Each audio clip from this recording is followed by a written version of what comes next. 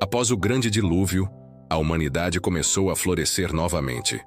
Os descendentes de Noé se multiplicaram, e a terra voltou a ser povoada por famílias, clãs e tribos. Como diz em Gênesis, Deus os abençoou. Frutificai, multiplicai-vos e enchei a terra. Naquela época, todos falavam uma só língua e compartilhavam os mesmos ideais. A união era a força que os movia.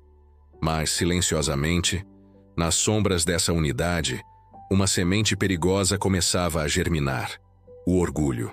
Ao migrarem para o leste, encontraram uma planície fértil na terra de Sinear e decidiram se estabelecer ali.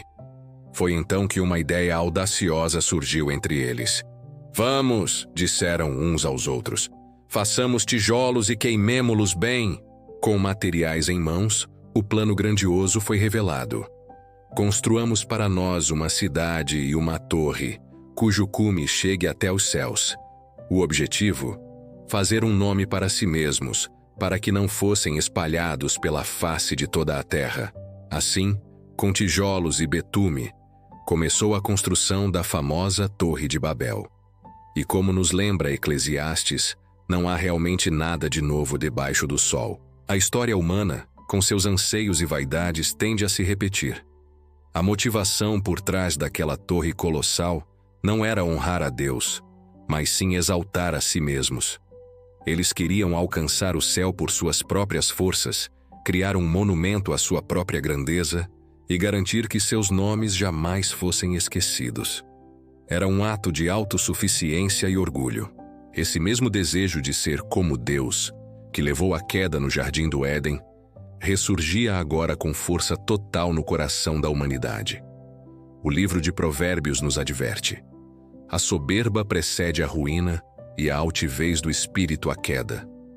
Eles ecoavam a ambição descrita em Isaías: subirei ao céu, exaltarei o meu trono e serei semelhante ao Altíssimo. Mas Deus, em sua soberania, observava tudo. O Senhor desceu para ver a cidade e a torre que os filhos dos homens estavam construindo. E ele disse: eis que o povo é um, e todos têm a mesma língua. Isto é apenas o começo de seus feitos. Agora, nada do que eles intentarem fazer lhes será impossível. O Senhor viu que a unidade sem humildade levaria a humanidade a um caminho de arrogância sem limites. Então, ele decidiu intervir. Vamos, desçamos e confundamos ali a sua linguagem, para que um não entenda a língua do outro. O Salmo 33 nos ensina que o Senhor desfaz os planos das nações, mas os seus desígnios permanecem para sempre. E assim aconteceu. De um momento para o outro, o canteiro de obras, que antes era um lugar de cooperação e barulho coordenado, transformou-se em um caos completo. A comunicação se rompeu. Ninguém conseguia mais entender o que o outro dizia. Ordens se tornaram ruídos sem sentido, e a frustração tomou conta de todos.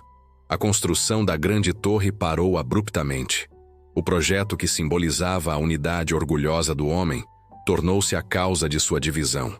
Incapazes de continuar, eles abandonaram a cidade e começaram a se espalhar por toda a face da terra, exatamente o que queriam evitar. Por isso, a cidade foi chamada de Babel, que significa confusão.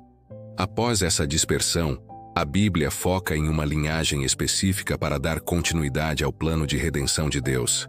A narrativa segue a genealogia de Sem, um dos filhos de Noé. Através de sua descendência, chegamos a um homem chamado Abrão. Em meio a um mundo dividido e idólatra, Deus escolheu Abrão para uma missão especial. Ele o chamou para sair de sua terra e de sua parentela, prometendo: far-te-ei uma grande nação, abençoar-te-ei e engrandecerei o teu nome. Era o início de um novo capítulo, onde a fé e a obediência a Deus e o orgulho humano seriam o fundamento. A história da Torre de Babel é uma poderosa lição sobre a condição humana. Ela revela nossa tendência de buscar a glória para nós mesmos, tentando alcançar o céu com nossas próprias mãos, sem depender de Deus.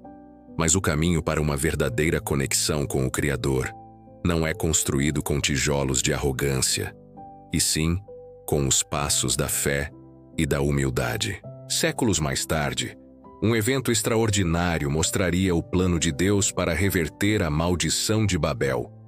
No dia de Pentecostes, o Espírito Santo desceu sobre os discípulos e pessoas de diferentes nações e línguas puderam ouvi-los falar em seus próprios idiomas. Onde Babel dividiu pela confusão das línguas, o Espírito Santo uniu pelo poder do Evangelho. A lição permanece: humilhai-vos perante o Senhor e Ele vos exaltará. Obrigado por assistir e refletir conosco sobre essa passagem tão profunda. Que a paz de Deus esteja com você.